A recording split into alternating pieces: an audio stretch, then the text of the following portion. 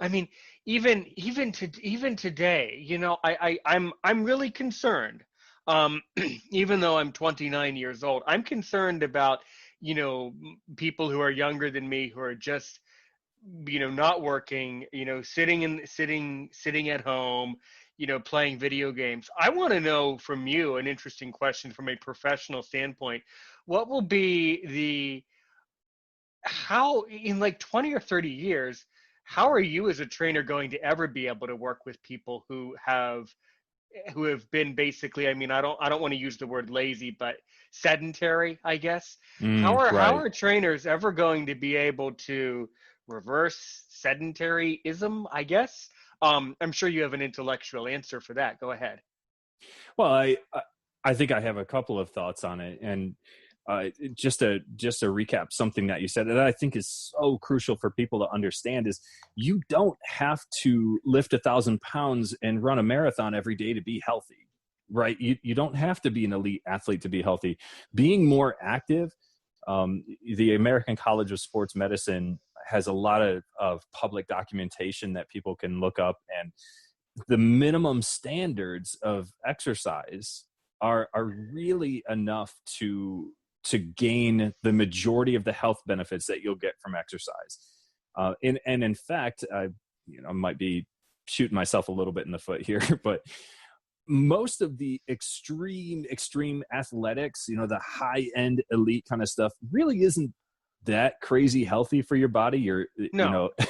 Not, I'm just throwing this out there, right? I've been an elite athlete for a long time, and me and my teammates talk about all this, like, goalball. I love it. It's so much fun. It's really given me a lot, but it's hard on the body. It's not an easy sport. So point being, just being active, you get just a huge portion. You get the lion's share of the health benefits from that. And, to answer your question, you're thinking about like down the road in the future, people who have been sedentary for a long time. Where do you even start with that as a trainer? Or it's tough because it starts in the mind of the individual, right? So that's where we need to begin with all of this. It starts with the individual. Now, all the accessibility, access aside, the challenges with exercising and working out, like, I get it. Trust me, I get it. Like, if you're visually impaired and you're sedentary because you don't feel like you have access to anything, and it seems super challenging, it is challenging. It's super daunting, but it begins with you. You have to take ownership of this situation. You have to acknowledge that nobody's gonna get you moving except for you, right? So that's the first challenge when I think about people who are visually impaired and in that kind of sedentary category, is trying to just convince them, like, you have nobody to blame really but you, and I want you guys, I'm being as nice and kind and gentle as I can, but I want you guys to wake up and get over it, right? Like, yes, you're visually impaired. I'm sorry, it's so challenging. I'm there with you, but don't let that stop you from being healthy, right? And so once we flip that switch and we say, you know what, I'm visually impaired, but I'm going to fight it. I'm going to stand up. I'm going to do what I got to do to make this happen. Now let's start talking resources. I've started putting out samples of my work as I'm building this project. I have a YouTube channel, Revision Training LLC is the YouTube channel that I have. You certainly do. In fact, listener, you can just click the link in the description. I'll put his video right there for you, where he Wonderful. goes through a workout. That would be a Yep. great thing to, and you never know, that might secretly help your company to be successful, which You never know. you never. That's one of the miracles and one of the blessings of being, one of the privileges of being a podcaster, is that I'm able to help people. So, which is wonderful. And I want to, and that's the thing, is Mm-hmm. want to connect people to that. So, the video that you're referring to is one of a dozen plus that I have on my channel already. That's the only one. That's the only one I watched. So. Sure. And so but there's a lot of others.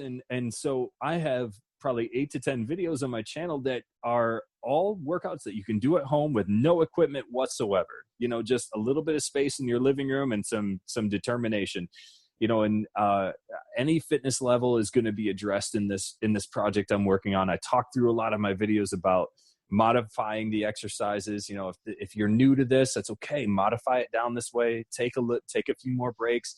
That's not a problem. Exercise is all about finding your fitness level. So all of that to circle back to, really, again, it begins in the mind. You just need to be determined to get yourself moving, and it'll make a world of difference. And Aaron, it sounds like you can attest to that, right? Like, overall, a pretty healthy individual. It's really critical. I had a guide dog, and she retired. Bit of a long story, but you can relate to it.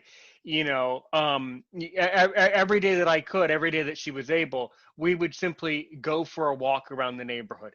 God, that Yep. really helps, listener. If you have a dog, right? If you have a bike, if you have 2 feet, just go outside and walk around your neighborhood. It really helps a lot. I'm able to breathe, get gas for fresh air. Oh, see what's going on in the neighborhood. Look Yep. at all of my neighbors that I hate. Stuff like that. Say, gee, what a nice neighborhood. I'm so glad in a couple years I'll be leaving. But no, actually, all jokes aside, I live in a perfectly fine neighborhood.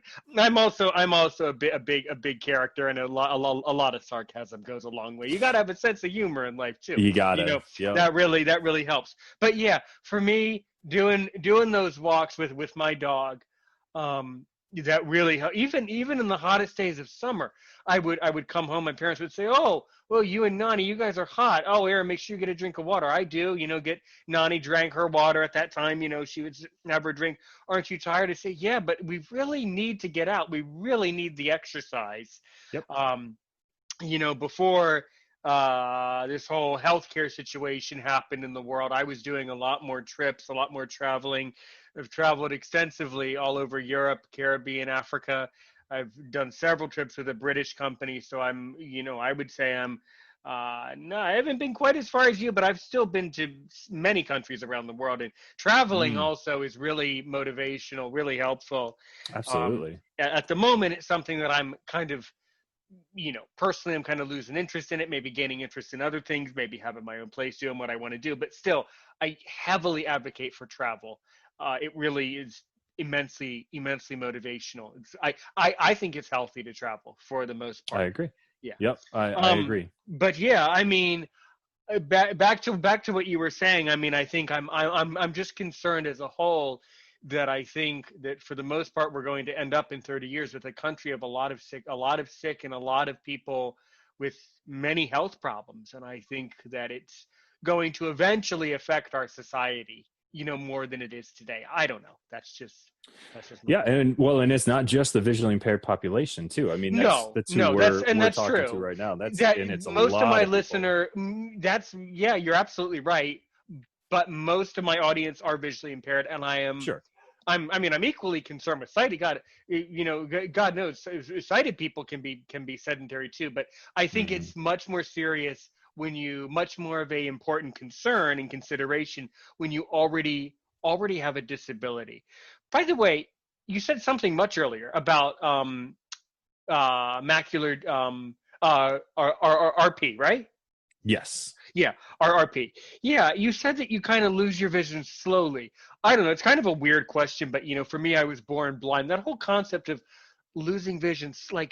That's kind of weird to say you lost it slowly. Well, either no sarcasm, but either you have vision or you don't. How can you lose it slowly? Like, how would you describe? Right. No, seriously, what do you mean? Like, slowly went away year after year, I guess. Yeah. It's a weird thing to think about too, right? So, well, for me, I can't understand. I've talked to a lot of guests who become blind later on in life, and I can't but yes, explain it. How would you put it into words? What that's like to lose vision slowly? So, I can describe to you kind of an analogy and give you some like practical application kind of stuff for it. So, think about it as like, if somebody is talking to you face to face, I'm going to go in like hearing stages. So if you're talking to somebody face to face and they're 3 feet in front of you, or let's say 6 feet due to social distancing now, and they're talking, but they start to backpedal, right? And they're talking at the same volume, like, you're hearing them, the way you hear them is going to slowly start to decrease, right? So when they're 6 feet in front of you, you can hear them crystal clear. When they're 40 feet away from you, you can kind of hear them, but you kind of can't. And, you know, when they're 100 yards down the road, you're maybe you could catch a sound here and there. The vision is the same way, right? So when I was born, I had pretty clear vision. I could read my books, I could see things, but it was like looking at life through a tunnel. And as I with the retinitis pigmentosa, with that tunnel vision, as my retinas overproduced pigment and started kind of killing off those cells, the tunnel started kind of collapsing smaller and smaller until it was like, you know, looking through a tube and then looking through a straw and then looking through, and it kind of just decreased and got fuzzier. So now even you know, generally speaking, I say like, hey, I'm pretty much totally blind. It's pretty close. My vision is almost immeasurably small, but I do still have some light perception. I can tell when the lights are on or off, you know, and if it's a really clear day, like, you know, I might be able to see some objects around and things like that, depending on the contrast. So it can kind of come and go in degrees. And some of the ways, you know, it goes so slowly over the years. It's not like I wake up one morning and like, oh, I've lost more vision now, you know. But what things that I used to be able to do as a kid, you know, when I was 14, 15, sitting around playing video games, it was more of a like, man, I could play this. And now I remember getting several years ago, this is a while ago, for Christmas, we got our kids a Wii. And so I found out you could play old video games on there. And I was like, oh, this is super cool. I used to play this game when I was a kid. Let's download this. And I started playing. I was like, I can't play this game anymore. Somebody's shooting at me. Who's shooting at me? What's happening? You know, I couldn't. Well, there's, I couldn't see it anymore. One of our great friends on this channel, and if you have not had a chance to go back and listen to my episodes, it's totally fine. And I'm gonna name drop because I know he's really cool. Do you follow Illegally Cited on YouTube? No, I don't. I'll check it out. Do you know who he is? Story? No. Oh, you should. We'll have to get you introduced. He is Okay. he's blind like us, and he plays accessible games for the blind, and Okay. he's an expert about that. I actually published an episode with him where he sits down and tells you how to play video games as blind. So you can do that, and Illegally Cited would be more than happy to tell you how. It's a great episode. Sounds good. Yeah, it's really cool. But yeah, there's all sorts of adaptations now for video games, which I don't know. I mean, I think it's cool to some extent that there are all of these, I guess, adaptations. But then, of course, it's kind of encouraging blind people to sit around and play video games. So. Yeah, well, and that's the other part of it, too, is like, I you know, when I was 14, 15 years old, cool. When I'm 35 and I'm running my own business and raising 4 kids, then yeah. a little bit less time to play video games. But all the same, it's about accessibility, right? When I'm talking about exercise and building my program, I'm all about accessibility. That's the biggest thing. Whether you choose to do it or not, it's up to you, but you shouldn't be forced into that choice. Right. Sure. And as we sneak into our sponsor here, what types of things do you like to do, you know, when you are not running this business, in the limited time that you have when you're not running the business? How are you spending the time? It really it depends right now. It's just any extra moment I get to spend with the kids and my wife. So we're going out for walks. Yeah, we try to soak that up. I do play guitar as well, so in the rare moments when I just need you're welcome. You should play. You're welcome to play a song. I know you're not a musician, but everyone who's been a musician or loves to sing, I always let them. In fact, sometimes I coerce them. Sometimes you don't have a choice because you have other things that we're going to talk about in about 40 seconds. I'm not going to coerce you to play your guitar, but I have a little bit of a backstory.